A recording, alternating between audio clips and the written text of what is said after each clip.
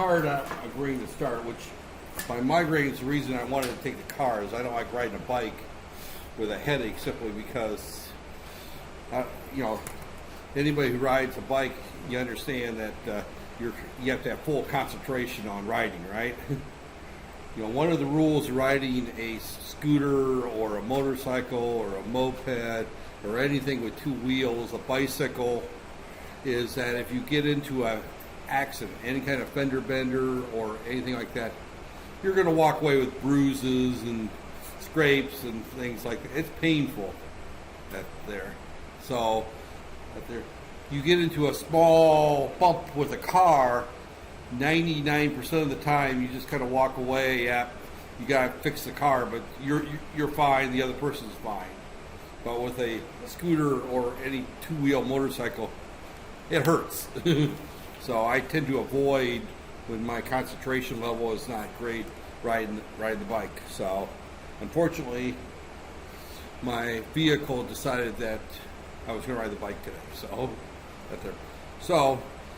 all right, getting back, the last thing I talked about, and I want to give some time at the end to let you go through and use the while loop and, you know, use some of these functions right here. So, but we talked about in great detail the if the else selection, right? We did the grade selection right there, and we talked about, you know, the fact that if you can put the braces in if there's more than one statement or compound, which is what this is doing right here.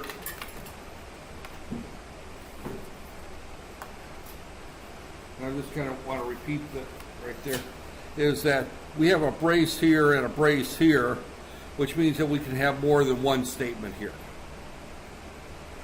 And an example of that is this next one right here, where we have a brace here and a brace here, and we have two statements here.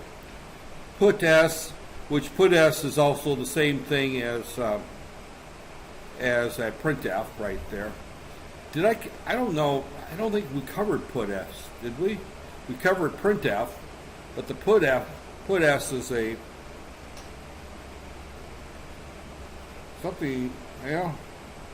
Actually, these are the same slides I've been using, so that's been using the put S right there. So evidently, it snuck in on us right there. I don't think I specifically covered put S right there, but you've seen it already because I've gone through a dozen slides with it in there, at least a dozen slides. See, because this shows printf or print, and then the text shows put S. But put S is another word for printf. So printf and put S do the same thing.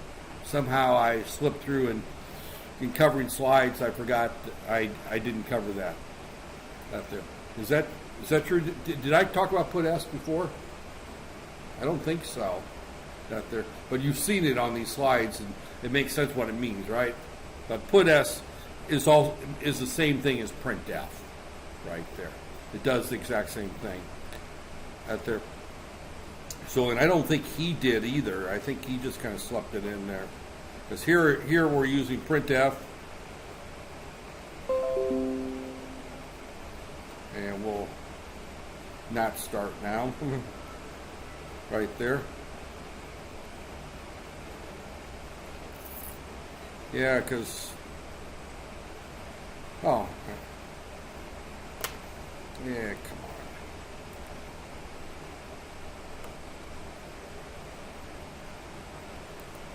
on. All right. I think, to be honest with you, he didn't cover it either, and it just kind of slipped into these slides, because here we're using printf perfectly fine, and then the next piece of code we've got right here, all of a sudden, for example, the put S statement right there. Right there. So all of a sudden he slips the put S in there. Because this is where it showed up right there. And I didn't catch it when I was going through there. But put S and printf do the same thing. Actually, it showed up when I was talking about this funky statement right here. That's where he stuck it in, right there. Where we do the question mark, and I said don't use that statement. That's where the put S magically appeared, right there. There's nothing wrong with put S. It's a short, simple way of doing printf. That there. Right there. And it works the same way right there, yeah, because he goes through right there. He doesn't cover the put S directly, but he at the, and here we're getting into, but again, the next place where he's doing normal coding, he continues to use it right there. So, and there's no reason you can't use put S. That there, matter of fact, right there. So, okay, getting back to what I was talking about, this is the way that I prefer to write that. We covered that right there. And where we were at was the fact that the braces here are not needed on the first one, but the second one, they're definitely needed. And the reason they're needed on the second one is that I've got two instructions right here. So if we get less than a 60, we not only tell the student that he's failed the course, we get to politely remind him that he gets to take it over again, right there. So so there's two things we want this to do when the grade is less than 60, right there. We want to tell the student that they failed the course and they need to take it over again, right there. So that's it. So again, we're put S two statements, so therefore you have to use the braces right there. So if you don't have the braces, that you must take the course and will show up regardless right there. And again, remember tabs mean nothing in C++ or C right there. Okay, syntax errors. That there, if we have an empty statement right there, what were you saying? A syntax error is caught by the compiler. A logic error is caught by execution. This will are two totally different things that will happen. Right, there are actually three. If you have a logic error, right there, or a syntax error, your program won't compile. It just doesn't, after you go to compile it, it just says compile failed. It gives you a syntax error. If you have a logic error, it compiles and will run, but you get bad results. Logic errors are the most dangerous type of error. And the reason they're the most dangerous type of error is that everything seems to be running fine, but garbage out right there. So, and logic errors are quite often not caught, until the program's released and sent out to the customer, and all of a sudden they go to pump petrol and the petrol tank doesn't shut off. That there. Or the heart rate, for their little pacemaker, instead of keeping their lovely heart beating at 60 beats per minute, which is, a normal, resting, healthy, somebody overweight and 60 years old like myself, my heart rate's not 60, but everybody in this room should be somewhere around 60 beats per minute if I was to test your heart rate right there. And that's what the doctors would try to set up a pacemaker to operate at between 60 and 70 beats per minute. You have a logic error, and all of a sudden the pacemaker tells it to start running at 150 beats per minute. Chances are someone's going to get very sick that there and end up in a hospital. So these logic errors can be very dangerous in real life, or they can be the ones that create, cause you to get a bank balance of 6,000 ringgits when you're supposed to have 66 ringgits, right? That there's a mistake in the accounting software, and it gives you that there's no errors that show up. Everything seems to work perfectly fine. It's just that you get garbage out there. Those are the ones you need to test for. Those are the biggies. Logic errors or syntax errors, I don't care about syntax errors because the code never gets out to the public. It never gets out into the production floor. It never gets executed in your home while you're sitting there, writing code to do various things. There, logic errors create some huge problems right there. That's there. A fatal logic error causes the program to fail and terminate prematurely. That depends on that there. There's two types of logic errors. One is one in which the program just stops running. Has anybody ever heard the phrase "the blue screen of death"? You know what I'm talking about when I say the blue screen of death? Now, you never heard of that. Windows, especially older version of Windows, when a program went astray, you would get this blue screen that says something went wrong. And in the U.S., we refer to that as the blue screen of death. That their Windows crashed. It did, some program did something that didn't work right there. And these logic, fatal logic errors used to generate quite commonly the blue screen of death right there. Now they typically will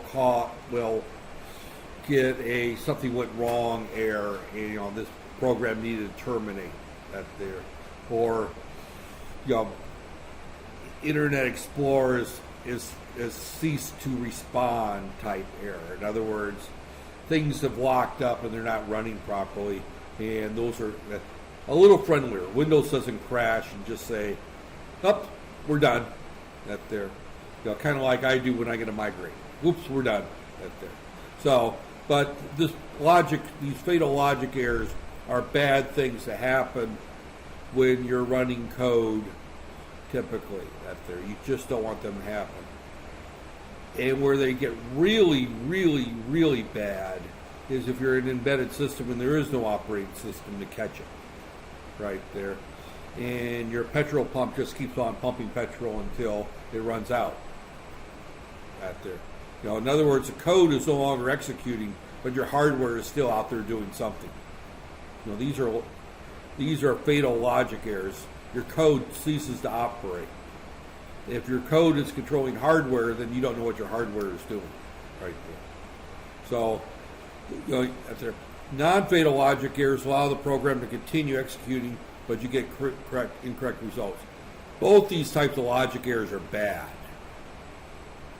Actually, the fatal logic error, if you're running Windows and it just crashes, is preferable in my viewpoint than the non-fatal, because at least you know something went wrong. Right there. But if you're an embedded system, both are bad. So these are the ones you need to write code to try to not have happen. Right there. So just keep in mind that this section right here actually has nothing to do with the for and X loop right there.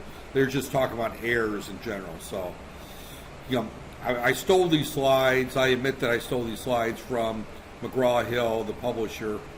I don't think Decto and his son wrote these slides because there's kind of got some issues that they're, statements coming out of the blue, and now all of a sudden a whole topic that's not related. But I'm going to go. I went ahead and covered. Okay. Just as there's a compound statement, it's possible to have no statements. You can just put an empty statement on the if then, and nothing happens right there. Not normally used right there. And these are just some comments right here. Let me just kind of use expressions of the same type for second and third. Operator avoid subtle errors that there. That I say to avoid using that type of statement right there. A compound statement can be placed anywhere in a program where a statement can be used. I think I mentioned that before. We can put the braces anywhere. Right there. And always use control statements having your body, even if the braces only contain. This statement right here is an important one in my opinion. right there, is that just get in the habit of using the braces whether you need to or not, is what he's saying. You know, if we go back to this right here, we don't need the brace here. We don't need it there, but go ahead and put it in. And the reason I like to put it in there is, one is that you don't have to think. Thinking takes work, right? Sometimes typing is easier. If you just put the brace in anywhere, you don't have to think about when you need it and when you don't, right there. And the other thing is that actually makes your code look a little cleaner, right there. That we have the if, we have the beginning brace, we have the ending brace. Right there. We know that if the condition is true, what's between those two braces is going to be executed. If we leave the brace off, then we have to think, all right, there's only one that there, so this one's going to be executed, then the else is executed. In this case, we need the brace for the else, we don't need it for the if, right there. But what he's saying here is just stick it in there. Right there. Just go ahead and stick it in there. Common programming here. This is one that students will do, and I'll still do it from time to time. When we have the if, that there, you're so ingrained in putting a semicolon at the end of every statement, right? So without thinking, you put this semicolon in here, and then you put this brace in here. This semicolon right here tells the compiler that's the end of the statement. So the if is ignored. Right there. The if statement is one place where you cannot put the semicolon. If you put that semicolon in there, it's going to do nothing if the if is true. It's just going to drop on down to the next statement. And this will not give you a syntax here. This will work. What will happen, now if you put an else here, then you'll get an error. The else will generate an error because it's got an else without if. So anytime you have an else, you have to have an if before it. And you have to have an unterminated else. In other words, it can't have ended. As soon as I put this semicolon in here, it ends that if statement right there. And that's this common programming error that he's talking about. And if you don't have an else, you don't know there's anything wrong. This becomes a logic error right there. And your code may work, until all of a sudden you have the if statement that's supposed to do something, and it doesn't work anymore. Right there. And that's one of the reasons companies like Microsoft and Adobe and Apple spend so many years, man years, troubleshooting and testing code as they try to catch every place where an error could occur. Right there. Preventing typing the beginning and the end of braces before typing individual statements within there helps that there. Actually, depending on which compiler you do, as soon as you type if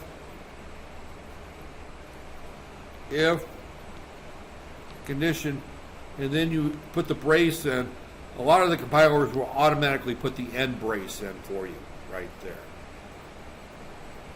Some compilers don't, right there. I don't think ours does, right there. You'll test that, later on, right there. Okay. Next topic, and our topic for today is the while iteration. Right there. This is iteration that there allows you to specify a condition that an action is repeated till as long as something is true, right there. And again, while there's still items on my shopping list, keep shopping, right there. In other words, you have a condition. As long as that condition is true, we keep repeating the same thing. This is our first looping statement right there. We have two different types of looping statements. Actually, three right there. But if it's true, then perform the action. Otherwise, drop out of the loop right there. And I'm not going to jump at there. Well, let me jump out. If there's slides, we'll talk about that. But we have a while right there. Then we have a condition right there. We have our ending and our begin brace, just like we do our if statement right there. So while this is true, we do this, do this, do this, do this, do this. We reach the end of this here. We come back to the top. We check the condition. Is it still true? Yep, it's still true. We do it again. We check it again. As soon as we get to the end of the condition, it's no longer true, we drop out. Now, there are some cases where you want to loop forever. When you're writing code for desktop applications, that's a rare case. You don't normally write code that you run forever, right there. But some programs you want to run forever. If I've got a piece of code that controls the engine on my car, I want that to keep running as long as I own the car, right? That there. So, one of the things it does is start the car when you turn the crank, unless the battery's dead. That there. The other thing it does is it checks the oxygen level, adjusts the fuel injectors to get optimum performance. It fires the spark plugs at the correct time. It does all kinds of things while the car is running. When I turn the car off, it goes into a wait mode until I start the car again. But I want this thing to run forever, right? So sometimes, I've written code where I say, I don't use the while, I'll use the do, and I'll say do until hell freezes over, right there.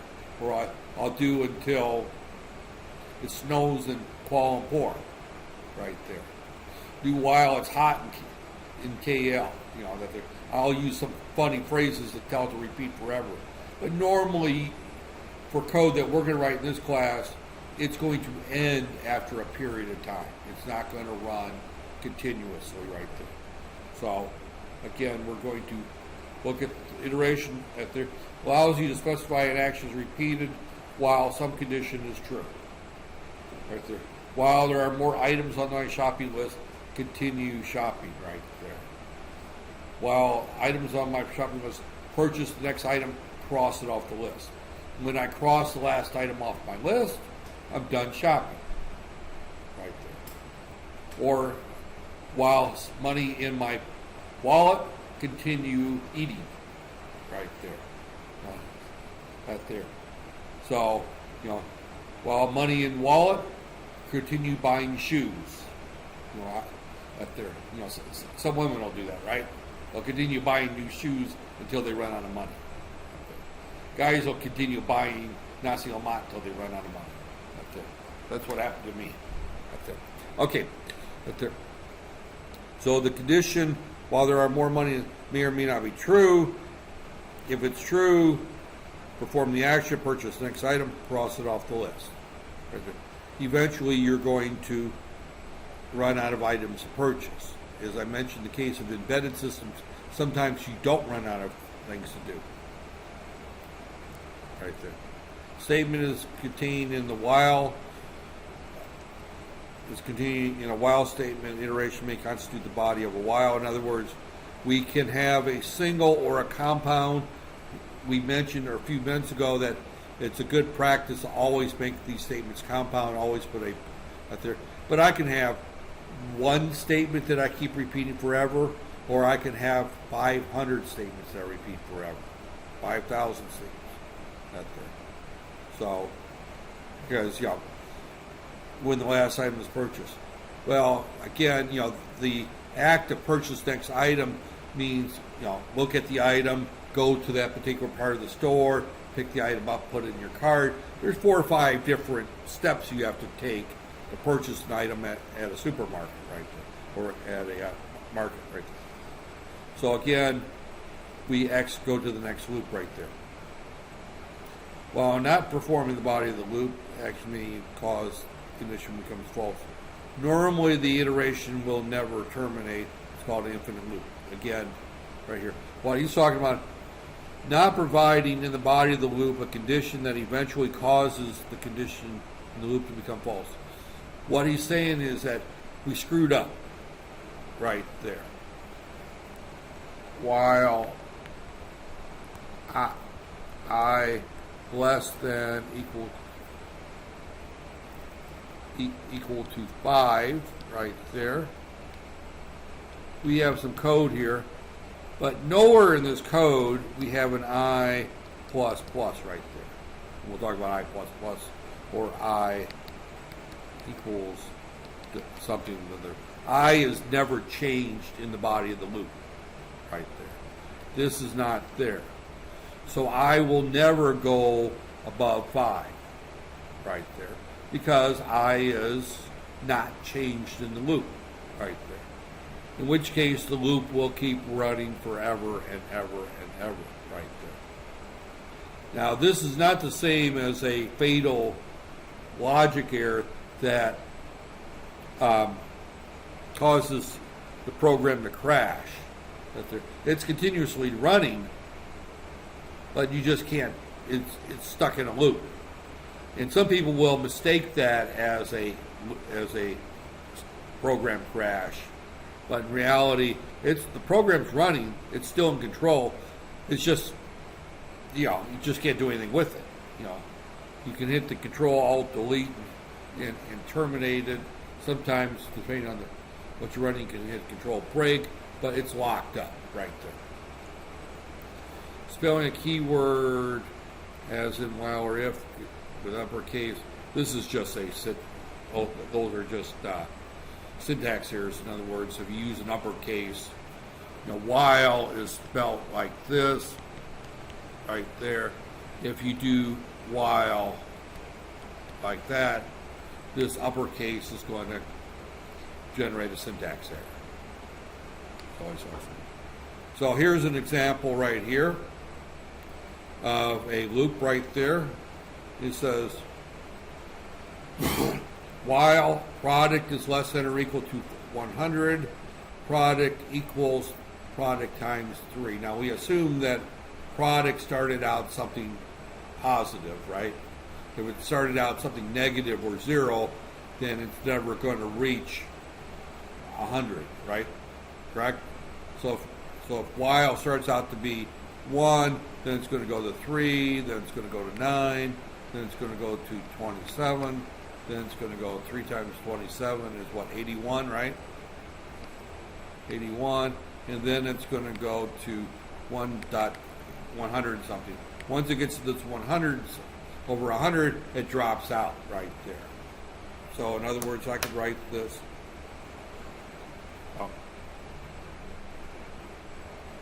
Right there.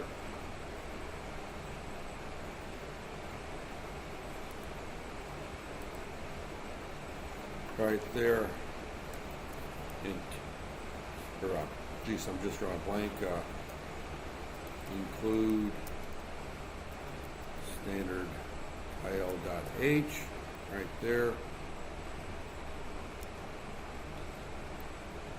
And main right there, bracket right there. And we can then say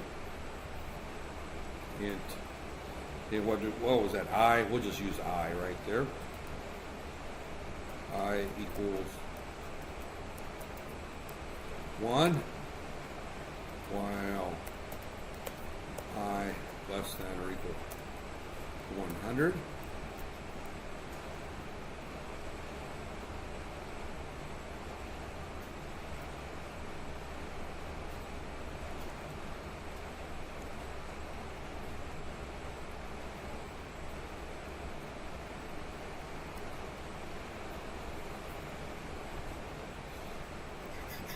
Where's my bracket right here?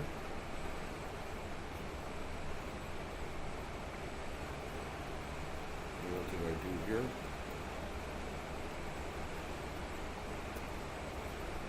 Right there. Right there. I equals I times 3. And I'm going to do a put S. I equals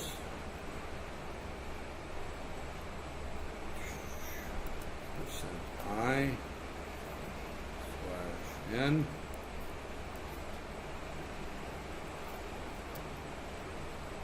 I right there, and that should be good enough. Save as.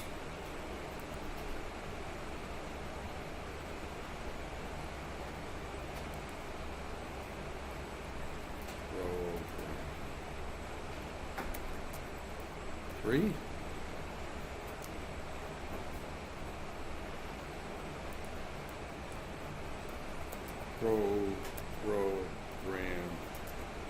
Program3.c. Remember, you got to put the .c in. If you don't put the .c in, it's not going to work properly. And I thought I told it to save that. Save as.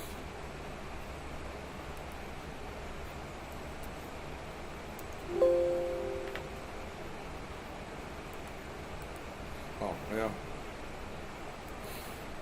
Execute, compile it. Too many. Oh, the put s.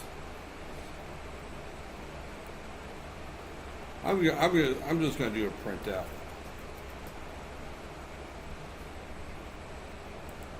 The put s has got some funky things that.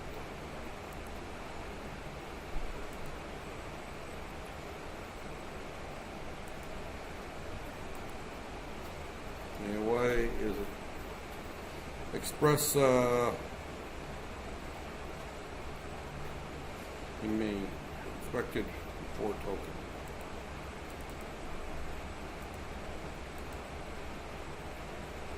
While is equal to I times 3. Right there. Common easy mistake.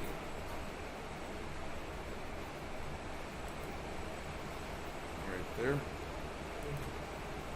and run, and I is equal to 3, 9, 27, 81, and then the last one 243 right there.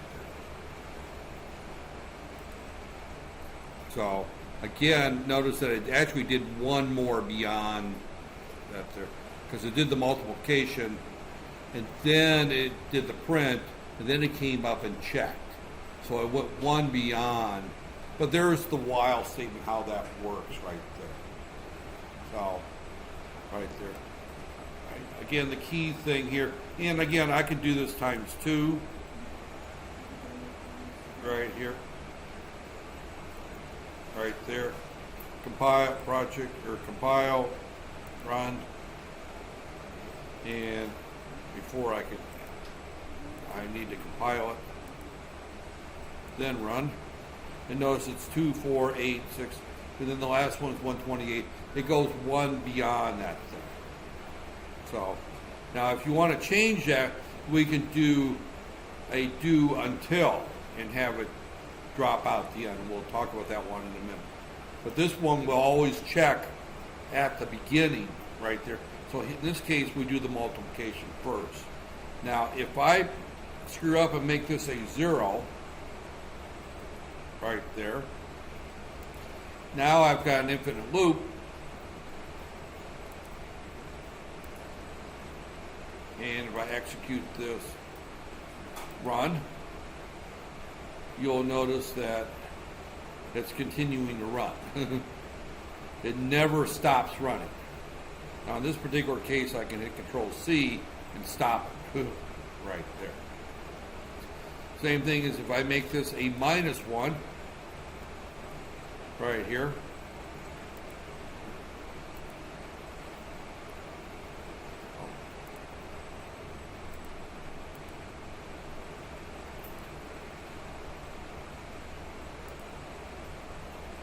And why is it doing that there? Well, it's doing something funky there, but it's not treating that as a signed integer. But there we have it running correctly right there. So, getting back to our discussion here, I just want to kind of quickly show how this is executed that there and give you a chance to kind of follow along with it. So this kind of goes through the flow chart. I don't care about the flow chart right here. This shows the more traditional flow chart where they're bringing outside products is that there. And here we're doing our multiplication right there. So again, this bails out at 243, which is what we expect right there, because it does the check after that. So again, we're saying if we want to do a problem, we have 10 students that took a quiz, we want to find the class average right there. And this is the code I'm going to have you kind of go through. Use the pseudocode for that right here. So this is the code for if we want to find the class average of 10 students that took a test. Now, if we use the while this way, we're going to go through and we're going to do for 10 and 10 only. Later we could do it until test grade is equal to 0. That's there, and we can, that there. That's called a sentinel right there. Here we're using a counter. So there's two ways of using the for loop. One is with a counter, the other is using a sentinel. We haven't talked about the sentinel. A counter means we're going to keep adding each time through right here. So while grade is less than or equal to 10, input the next grade, add the grade to the total, add 1 to the counter, and then when we're all done, after we've done all 10 of these, we're going to calculate the class average by dividing by 10 right there. So I'm going to print the class average. So our code is going to look like this right there. This is what our code looks like right there. And I don't think, I haven't put these slides up. I'll put these slides up in a minute right here. So I'd like for you to go through and test this program right there. And this is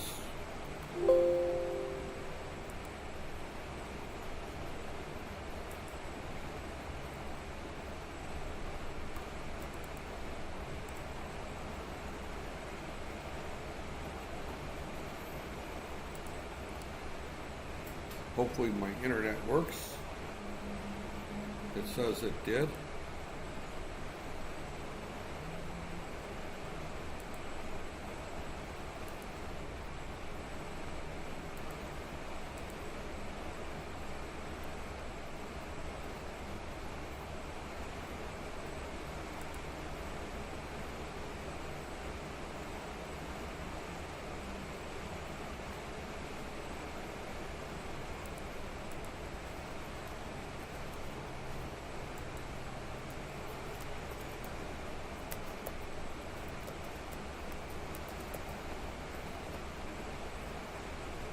Oh, they're already up.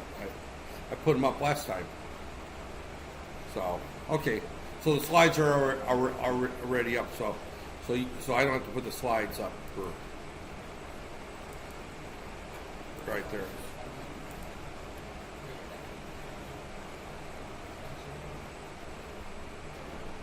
So I'm going to go ahead and stop this while you